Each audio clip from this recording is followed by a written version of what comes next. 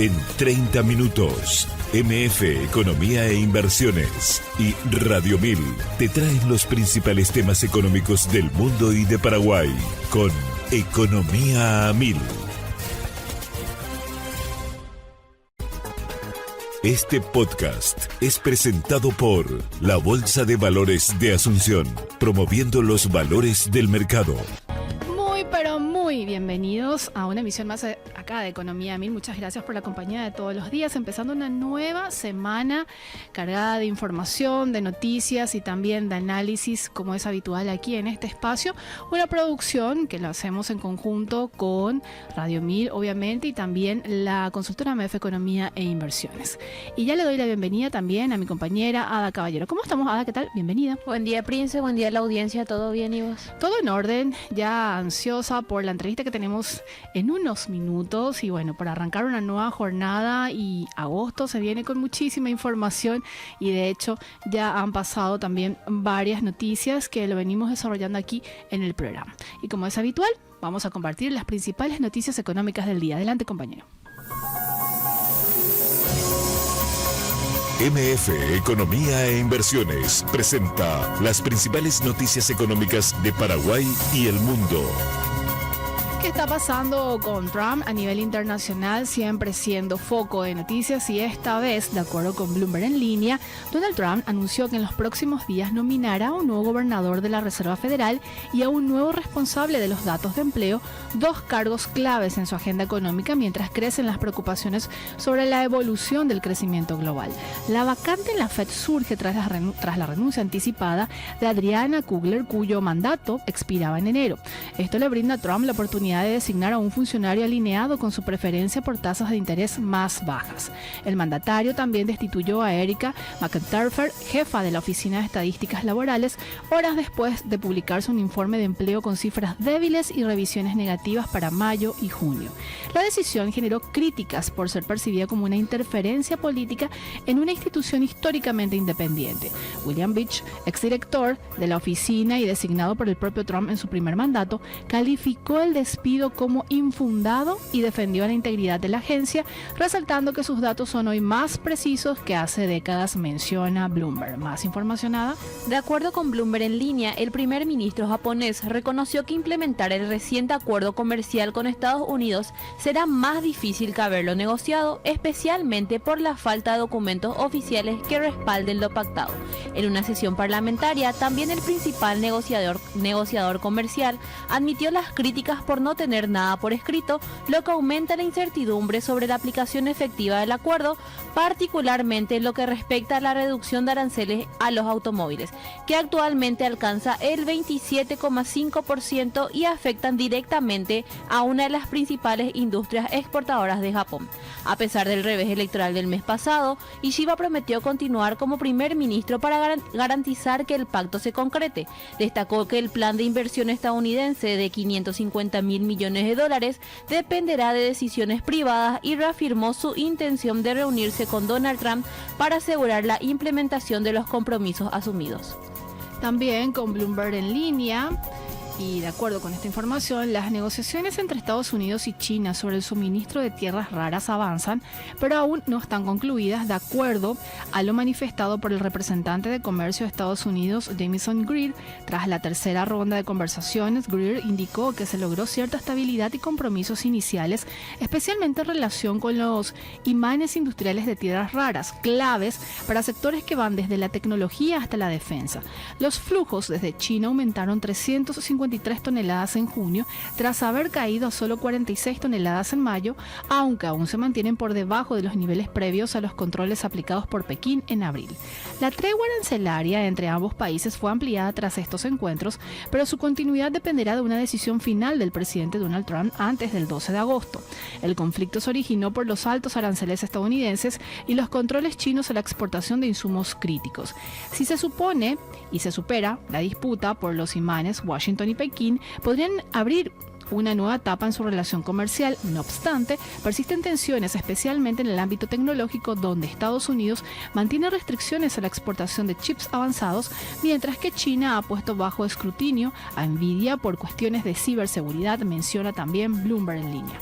De acuerdo con Reuters, las acciones subieron en Europa y los futuros del Wall Street repuntaron entre 0,5% y 0,6%, impulsados por las expectativas de un recorte de tasas en Estados Unidos, luego de que el informe de empleo de julio mostrara cifras más débiles de lo previsto y revisiones a la baja para mayo y junio.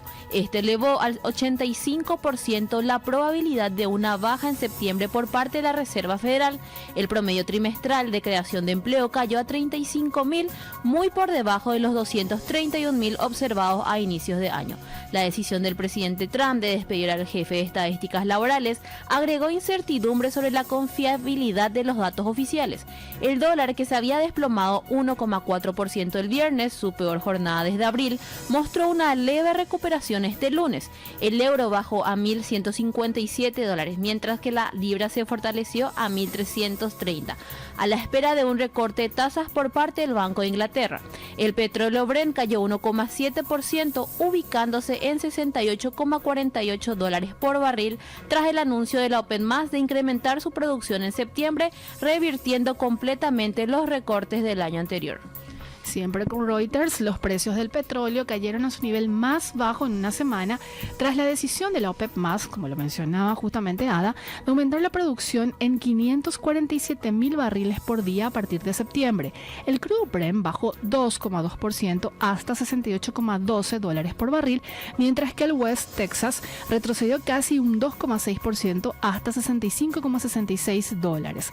Este incremento marca una reversión temprana de los recortes de producción que alcanzaban 2,5 millones de barriles, equivalente al 2,4% de la demanda global. En paralelo, analistas estiman que la oferta real de los 8 países que aumentaron la producción desde marzo alcanzaría 1,7 millones de barriles por dólar. En este contexto, los mercados también enfrentan incertidumbre por posibles sanciones estadounidenses. Donald Trump amenazó con imponer aranceles secundarios del 100% a los compradores de crudo ruso, lo que llevó al desvío de al menos 2 buques con destino a India. Pese a ello, representantes del gobierno indio afirmaron que continuarán adquiriendo petróleo ruso. De suspenderse estas compras, estarían en riesgo 1,7 millones de barriles de suministro, lo que podría impactar en el comercio energético mundial, menciona Reuters. Y de lo meramente internacional, ya vamos aterrizando lo que está pasando en economías de la región, Ada, y esta vez nos situamos en Argentina. ¿Qué pasa en el vecino país? De acuerdo con el portal Clarín, el FMI aprobó un desembolso de 2.000 millones de dólares para Argentina, de los cuales 824 millones de dólares se destinarán al pago de deuda. Esta suma se suma al adelanto de 12.000 millones de dólares recibido en abril dentro de un acuerdo de los 20.000 millones de dólares. El organismo flexibilizó la meta de reservas, que cerraron el segundo trimestre en 4.700 millones de dólares, muy por debajo del objetivo de 1.100 millones de dólares, y acordó que las revisiones sean ahora semestrales. En su informe, el FMI advirtió señales de desaceleración económica, aunque el PBI creció 5,8% interanual en el primer trimestre. Desde abril se observa menor demanda interna, caída en las exportaciones y deterioro del empleo asalariado formal. El déficit de cuenta corriente podría alcanzar 11.800 millones de dólares a fin de año, y el superávit comercial se reduce rápidamente por el aumento de las importaciones. Y de Argentina nos vamos a Brasil. De acuerdo con la agencia de ese país, China habilitó a 183 nuevas empresas brasileñas para exportar café al país, medida con vigencia de 5 años que entró en vigor el 30 de julio, el mismo día en que Estados Unidos oficializó su arancel del 50% a la importación de café brasileño. Este cambio representa una oportunidad para diversificar mercados en un contexto de incertidumbre comercial, aunque China ocupa actualmente el 10º lugar como destino, con 529.709 sacos exportados en el primer semestre de 2025, su bajo consumo per cápita, es decir, 16 tazas al año frente al promedio global de 240, revela un alto potencial de crecimiento. Estados Unidos continúa siendo el principal comprador del café brasileño, representando el 23% del total exportado en 2024, con 3,3 millones de sacos importados en los primeros 6 meses de 2025, especialmente de la variedad arábica. El sector cafetalero brasileño podría verse obligado a redirigir parte de su producción hacia otros mercados, lo que requerirá agilidad logística y nuevas estrategias comerciales para mitigar el impacto de las restricciones impuestas por el gobierno de Trump, dice Agencia Brasil. Y de ese país nos vamos hasta Uruguay. De acuerdo con el portal Ámbito, en el segundo trimestre de 2025, la inversión en maquinaria y equipos del sector industrial en Uruguay aumentó 29,7% interanual, con un repunte de 49,7% respecto al primer trimestre y 59,2% en el último año móvil. Este crecimiento fue impulsado principalmente por los sectores forestal y de alimentos, bebidas y tabaco, que incrementó 41% frente al mismo periodo de 2024. Entre las empresas con mayores inversiones se destacaron Lumin, Samifruit y Tabacos Montepaz. A pesar del buen desempeño industrial, la inversión total en la economía cayó 14,3% interanual, excluyendo factores estacionales. La baja fue de 3,8% en comparación con el primer trimestre. En el sector privado, el retroceso fue de 11,2% interanual, mientras que en el sector público la caída fue más pronunciada, 55,2%, moderándose a 35,9% en términos desestacionalizados, pese a importaciones puntuales realizadas por UTE y Ceibal. Y a la vuelta del corte vamos a explorar también otras informaciones y noticias a nivel internacional sobre todo lo que está pasando con el dólar y también el riesgo país en América Latina, y también algunas informaciones a nivel doméstico, por supuesto, esperando la entrevista que tenemos también pautada más adelante. Vamos a nuestra primera pausa y a la vuelta seguimos con más Economía Mil. Seguís escuchando Economía Mil, muchas gracias por la compañía de todos los días, y recordarles que el WhatsApp de la radio siempre está habilitado por si alguna vez quisieran enviar algún mensaje. De hecho, lo recibimos constantemente para la gente que sigue de manera periódica. Es el 0994-674-000. 0994-674-000. Y también estamos en vivo a través de X, es así, Ada, y el canal de YouTube de Mil Noticias. Así mismo. Y también recordarles que todos los capítulos del programa son subidos nuevamente a las plataformas de podcast, como es el caso de Economía Mil, buscando en Spotify, y también en el canal de YouTube de MF Economía, con el mismo nombre de Economía Mil. Y es momento de compartir la cifra del día.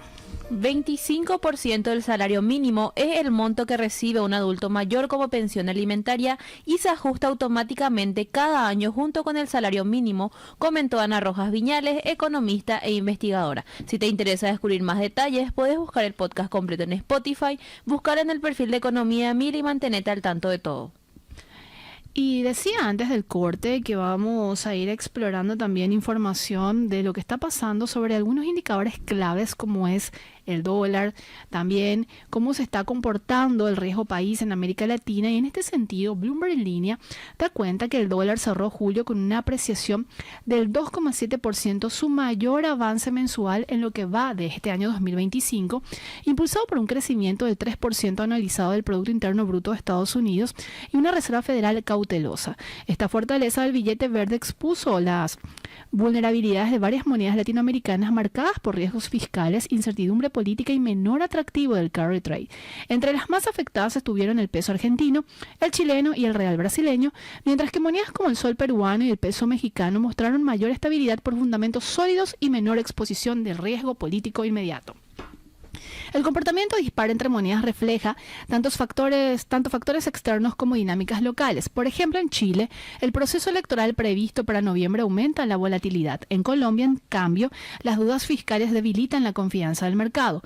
En Perú se destaca por su cuenta corriente superavitaria y crecimiento interno, mientras que en México se ve beneficiado por el tratado entre México, Estados Unidos y Canadá. De cara al cierre 2025, los analistas prevén un escenario mixto y volátil, con monedas como el sol y el peso mexicano mejor posicionadas y otras como el peso colombiano y chileno sujetas a la evolución del calendario político y las decisiones en Estados Unidos. Y para profundizar lo que está pasando aquí en Paraguay, también pueden escuchar ya el podcast que está subido a justamente Economía Mil, Ada, con la entrevista que tuvimos con el director de mercados del Banco Itaú, Raúl Uralli, quien nos hablaba sobre lo que está pasando a nivel nacional, así que también invitamos para complementar esta información. ¿Más noticias? De acuerdo con Bloomberg en línea, entre enero y julio de 2025, el riesgo país promedio de América Latina bajó de 427 a 377 puntos, lo que equivale a una reducción del 11,7%.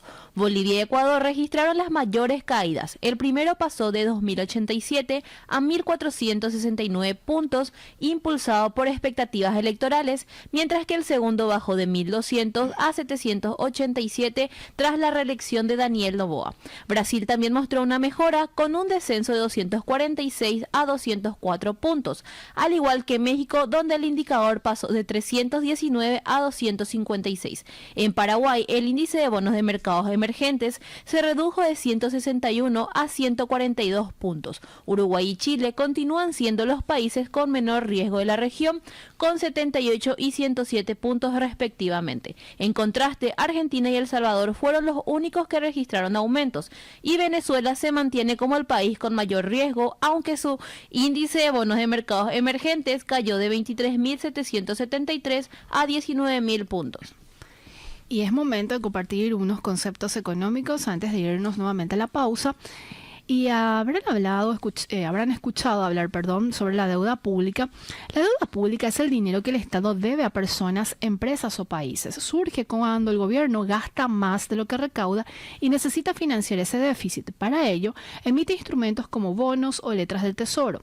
Quienes los compran prestan dinero al Estado, que se compromete a devolverlo con intereses. Incluye la deuda del gobierno central, regiones y municipios. A nivel global, la deuda pública alcanzó un récord al superar los 324 billones de dólares. Las economías latinoamericanas también contribuyeron a esa expansión, sumando cerca de 3,6 billones de dólares en deuda combinada.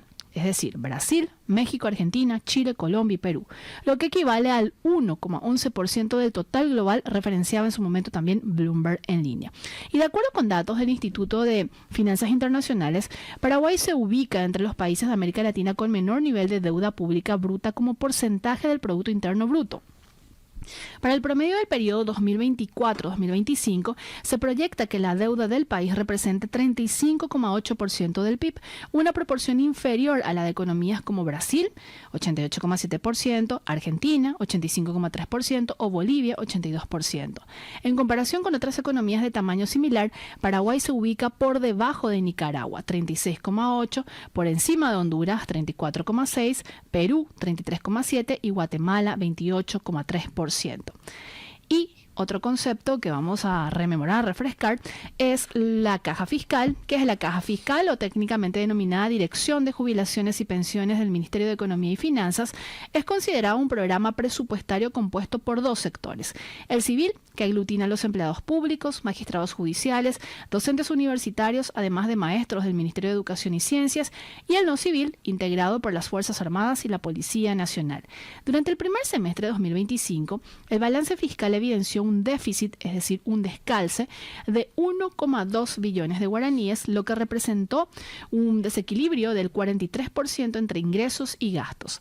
Al analizar por sector, en primer lugar, el de los maestros generó el mayor déficit en valores absolutos, con más de 560.000 millones de guaraníes, y el segundo déficit más elevado correspondió al sector policial, con un desequilibrio de aproximadamente 360.000 millones de guaraníes, y finalmente el tercer mayor déficit se observó en el sector militar, con un desbalance de 336.000 millones de guaraníes.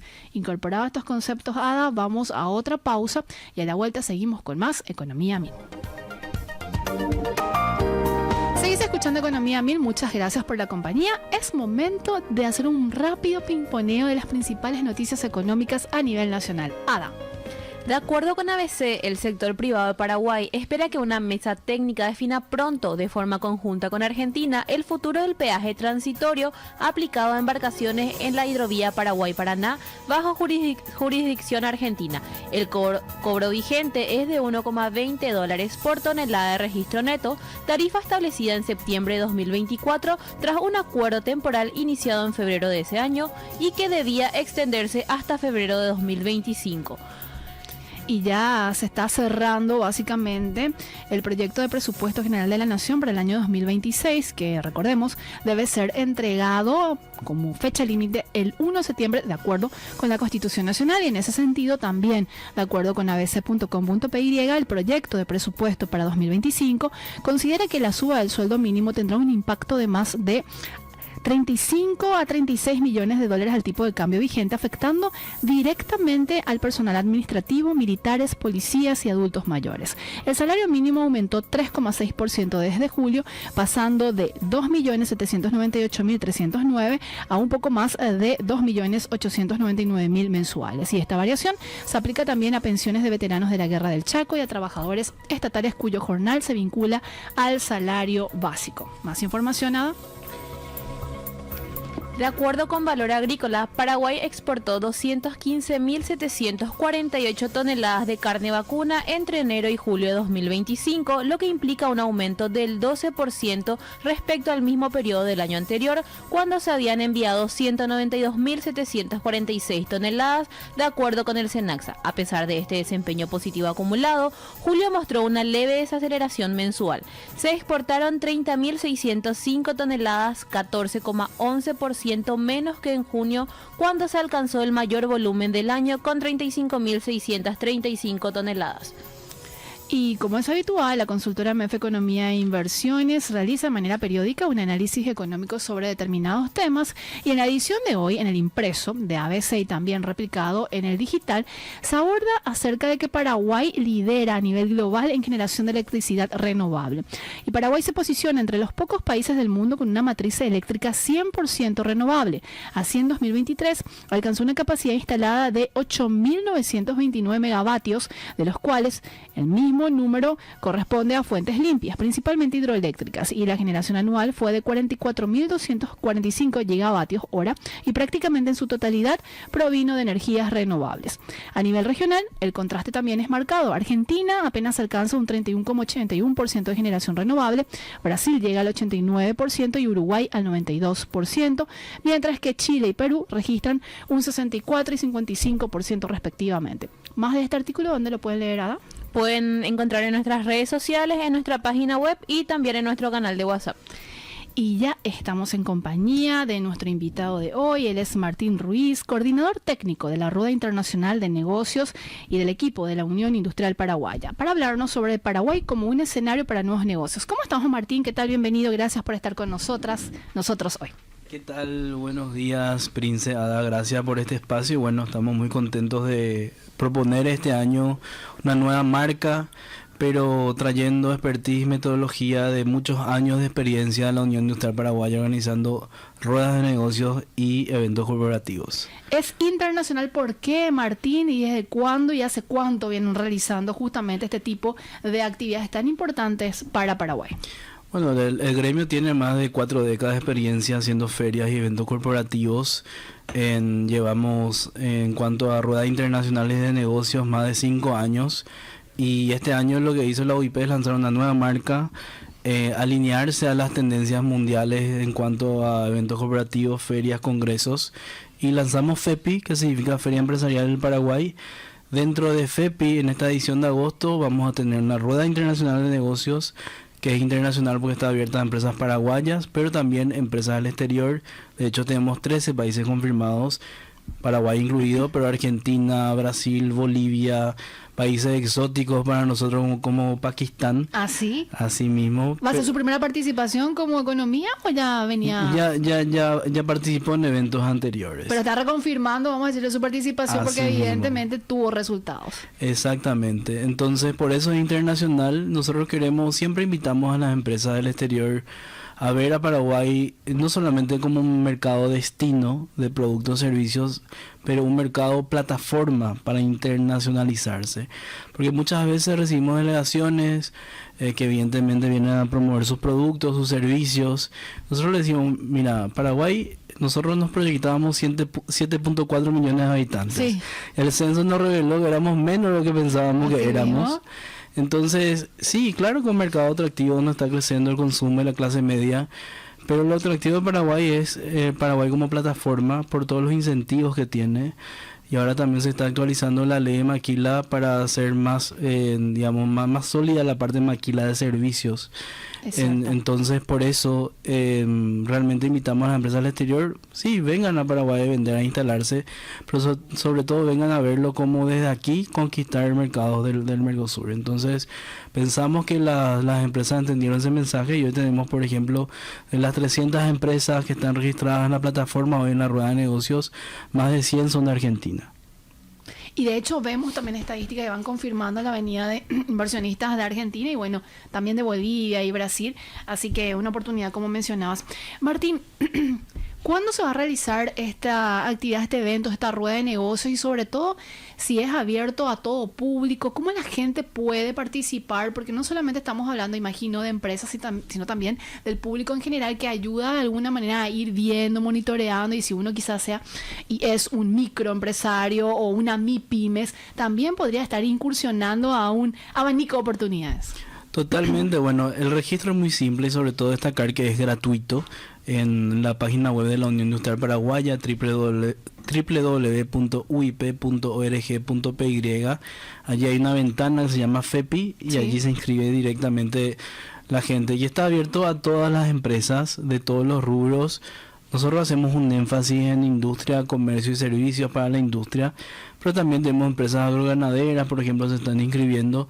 No nos cerramos, sin embargo, el énfasis es industria, comercio y servicios para la industria. Hoy tenemos representados más de 45 sectores y la realidad es que más que invitar a las MIPYMES, que las MIPYMES ya están porque son mayoría en las inscripciones. Así que es importante destacar que es una oportunidad única, porque es un espacio que ponemos a disposición como gremio para que las empresas puedan vincularse entre sí, que es algo que les falta, porque la realidad es, por ejemplo, que si queremos venderle a un supermercado, a una multitienda, y desde la experiencia del terreno yo les digo, un comprador de supermercado multitienda recibe 50 correos por día con ofertas. Es cierto. Entonces, no es que no les quieran atender, sino que realmente tienen mucha demanda y esta es la oportunidad de sentarse un mano a mano con ellos, que por lo menos presentarse y que se les escuche, de verse cara a cara con el comprador, y una vez que te ves cara a cara con el comprador es más fácil después de repente acceder a las góndolas. ¿Cómo se hace generalmente una rueda de negocios internacionales? ¿Es como híbrida la comunicación? ¿Va a ser presencial? ¿Cómo se va a establecer? ¿Hay como una agenda ya marcada de decir de repente, bueno, empresarios de este sector, vamos a tener esta actividad con empresarios de Argentina, Brasil y otros países? ¿Cómo se va a hacer la dinámica, Martín? Para que podamos ir también adentrándonos al tema. Perfecto, bueno, evidentemente después la pandemia nos dejó herencias y aprendizajes. Sí, cierto. Desde 2022 la tendencia post pandemia por lo menos es hacer eventos híbridos o virtuales. Y en este caso la Rueda Internacional de Negocios de la FEPI es híbrida, quiere decir que va a tener un evento presencial que va a ser en el Banco Central del Paraguay el 20 y 21 de agosto y un evento virtual que va a ser el 22 de agosto. Entonces allí la ventaja de las ruedas de negocios y el desafío de las ruedas de negocios es que es un tipo de networking con mucha organización, que quiere decir que las reuniones que se dan son preagendadas y ese preagendamiento se hace a través de una plataforma de rueda de negocios. Eso es en paralelo a la inscripción. Así es otro sistema, vamos a decirle, Martín. Que también está abierto, hay un proceso de selección antes. Nosotros seleccionamos, en realidad estamos intentando direccionar las reuniones. Cuando vemos que hay realmente un perfil que no califica, los descartamos. Por ejemplo, si viene alguien y quiere vender un curso a una persona en particular, eso no aplica tanto porque es B2B, es empresa a empresa. Sí. Si viene alguien y quiere vender su servicio de viandas, por ejemplo, de manera a un particular, eso no aplica, por ejemplo, tampoco, ¿verdad? Tiene un impacto y un derrame significativo, por eso. Así mismo. Entonces, y el desafío de la rueda de negocios es que justamente requiere una implicación activa de los participantes, porque muchas veces creemos, me inscribí y ya estoy. No, ahí empieza el proceso. Hay que entrar a la plataforma, a ver quién está, porque para eso está la plataforma, claro, para que ellos mismos agenden sus propias reuniones. Y allí está el desafío del equipo de llamar, de insistir, señor, se inscribió, pero vemos que no ingresó todavía a agendar sus reuniones, por favor ingrese. Todavía hay todo un equipo operativo que está detrás de ese seguimiento para que las reuniones sean efectivas y el evento sea de mayor provecho para todas las partes, ¿verdad? Martín, a modo de remarcar esta rueda de negocios, edición 2025, a diferencia de otras ruedas de negocios, ¿en qué se va a destacar? Aparte de lo que ya mencionabas, ¿verdad? Pero si tuviéramos que enumerar o destacar justamente, ¿cuál sería esa diferencia? Bueno, primeramente es que hacemos un énfasis en industria. Sí. Somos un gremio industrial, entonces promovemos la industria, tenemos alta participación de delegaciones internacionales. En el gremio también hemos visitado, por ejemplo, en Formosa, Resistencia, Corrientes, Santa Fe, Buenos Aires. Hemos ido a vender el evento, a promover el evento. Entonces tenemos un mayor compromiso de delegaciones de estas ciudades y estos países, porque siempre uno es más receptivo a quien viene a verle a su casa, ¿no? Entonces ya hemos afianzado alianzas importantes como por ejemplo con la Cámara Argentina de Comercio y Servicios, la Unión Industrial de Santa Fe, la Federación Económica de Corrientes.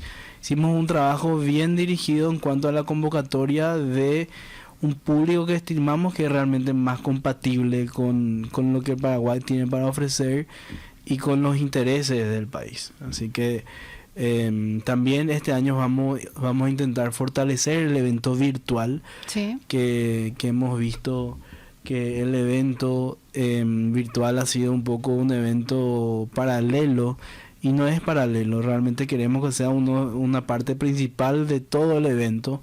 Entonces estamos reforzando el equipo para el seguimiento de las reuniones virtuales del día 2. Ahí estamos viendo en pantalla para la gente que nos está siguiendo a través de X o YouTube. Y para los que nos están escuchando, estamos viendo, dice más de 1.000 empresarios, 60 sectores, entre 45 y 60 sectores, 20 países también en participación. Estamos hablando de números importantes en ese sentido, Martín. Y hay una estimación de cuánto en materia de negociación se espera o se estima cerrar, bueno, bien preliminarmente, ¿verdad? En Claro. esta rueda de negocios. Bueno, primero destacar que todos estos números no son puestos al azar. Son números que hemos alcanzado en eventos que hemos hecho similares a este anteriormente. Sí. Y este año nosotros queremos llegar a por lo menos 3.000 reuniones en total y esperando superar $200 millones de negociación más o menos. 200 millones de dólares. Recordar que las ruedas de negocios estamos hablando de intenciones de negocios. Así mismo. No es que se concretan ese día. Se pueden concretar a 1 año, a 2 años, a 3 años, 4 años. De hecho, vemos como empresas que participaron en eventos anteriores ya tienen presencia en Paraguay, y eso es lo que buscamos, ¿verdad? Que no solamente vengan a traer productos de calidad o alta tecnología, sino que se instalen en el país, que den trabajo a nuestros compatriotas y que transfieran conocimiento. Y de hecho ese primer paso ya es cuando decís intenciones, o sea, y ahí arranca finalmente todo, Martín, digo, en el sentido de que se tiene la predisposición para ir avanzando en lugar de no existirlo, así que es muy, muy desafiante. Ahí estoy viendo Paraguay como hub de negocios, eso también está como tratando de posicionarse Paraguay en ese sentido, Martín. Totalmente. Nuestro país tiene, y nos dice la gente del exterior que se nos acerca, Sí. es un país muy lindo para vivir y para hacer negocios. O sea, para nosotros hablar de inflación estable o hacer un presupuesto de una vez al año para todo el año nos parece normal, pero hay que recordar que nuestra región es un poco inestable. Es cierto. Entonces, pagar más o menos los mismos precios un mes al otro, para nosotros los paraguayos es normal, pero no es tan normal en el mundo había sido, ¿verdad? Sí. Entonces son realmente aspectos que destacan la gente que viene del exterior, y sobre todo las leyes de incentivo a la inversión son muy claras. El trabajo macroeconómico es muy claro.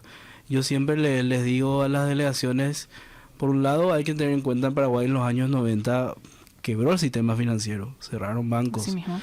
En el año 2002 entramos en cesación de pagos técnicos, o sea, en 2003 nos tuvimos que preguntar qué modelo de país queremos.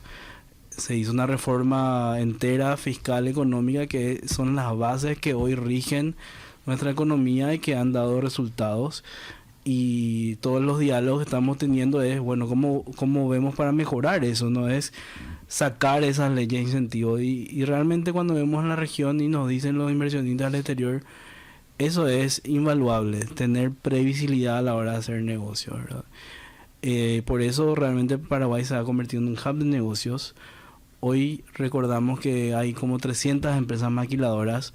Hace 12 años habían 50. Sí. O sea, y la ley de maquila está desde principios del siglo. O sea, realmente se está viendo los resultados del trabajo de todo el equipo económico del país, pero también el sector privado.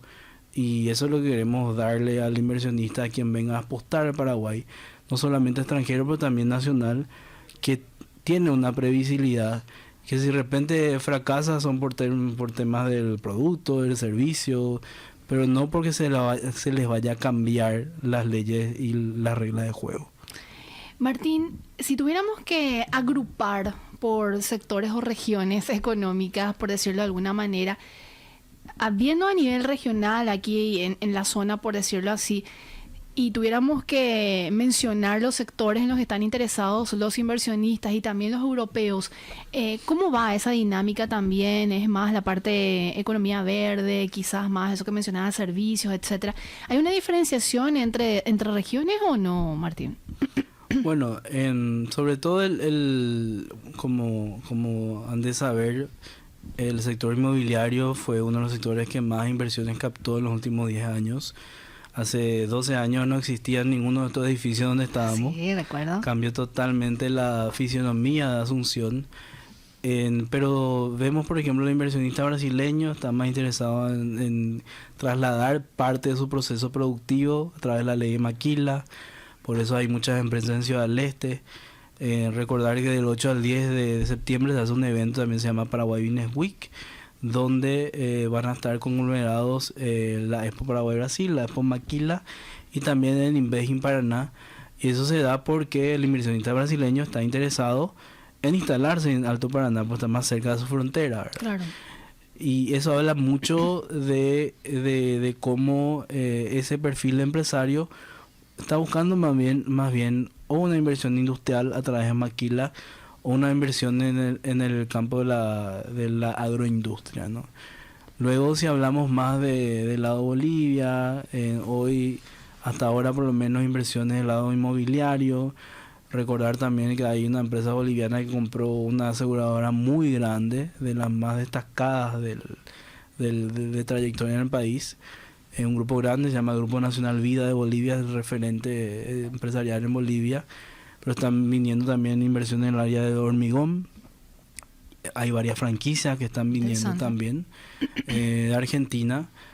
Y bueno, ya lo que es, digamos, el área de economía sostenible, área forestal, bueno, recordamos la empresa Paracel, que tiene 4.000 millones de inversión proyectados, que es una inversión conjunta de Suecia y Austria, ¿no? Entonces, lo que vemos también en empresas europeas son más bien aquellas que tienen como destino el mercado brasileño y pasan a producir parte de su proceso aquí en Paraguay para vender a Brasil finalmente.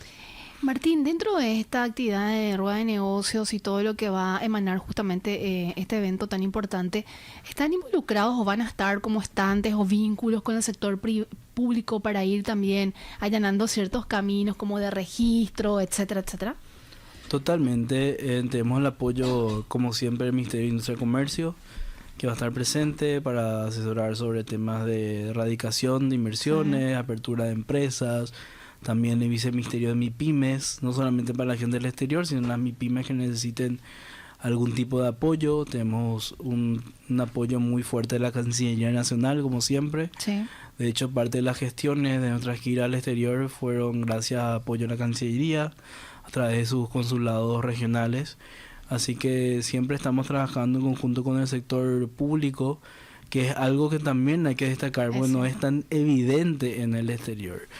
Yo, mi experiencia trabajando con gente del exterior, empresas, instituciones, vemos muchos roces de repente entre el sector privado y el sector público, algunas diferencias muy fuertes. En cambio nosotros aquí en Paraguay realmente estamos todos los días dialogando con nuestros colegas de los ministerios, trabajando en conjunto, alguna que otra vez alguna diferencia como toda relación laboral, pero trabajamos muy de cerca. Martín, antes de cerrar el programa, me gustaría que pudieras reiterar, por favor, cómo la gente puede inscribirse. Estoy hablando gente en general, desde empresario hasta el público que quiere participar y también, obviamente, conocer más sobre este evento y la Rueda Internacional de Negocios. Bueno, las inscripciones siguen abiertas hasta el 15 de agosto a través de la página web de la UIP, www.uip.org.py. Sobre todo destacar que es gratuito. Es cierto. También recordar a la gente que la inscripción es un primer paso. Una vez inscrito tiene que agendar sus reuniones. Que es otra pestaña, por decirlo así, o otro procedimiento. Pero igualmente ustedes van asesorando, guiándose. Así mismo. Tengo un equipo que está totalmente dedicado a asesorar, a acompañar a las empresas, a responder consultas, ampliando también el equipo para eso en estas 2 semanas clave. Así que la invitación está hecha, esperemos que este espacio sirva para que las empresas puedan seguir vinculándose, porque ese es el objetivo, ¿verdad? Muchas veces tenemos un producto o servicio interesante, sólido, innovador, nos faltan los contactos y bueno, estos eventos son para eso. Y recordarnos cuándo es y sobre todo en dónde se va a realizar. 20-21 de agosto presencial en el Banco Central del Paraguay, 22 de agosto virtual vía la plataforma. Martín, un gusto tenerte en el programa, que tengas un excelente día. Igualmente, gracias Prince, Ada y a todo el equipo de Radio 1000. Estuvimos con Martín Ruiz, coordinador técnico de la Rueda Internacional de Negocios del equipo de la Unión Industrial Paraguaya. Así, Ada, nos vamos despidiendo. Que tengan un excelente inicio de semana. Este podcast es presentado por la Bolsa de Valores de Asunción, promoviendo los valores del mercado.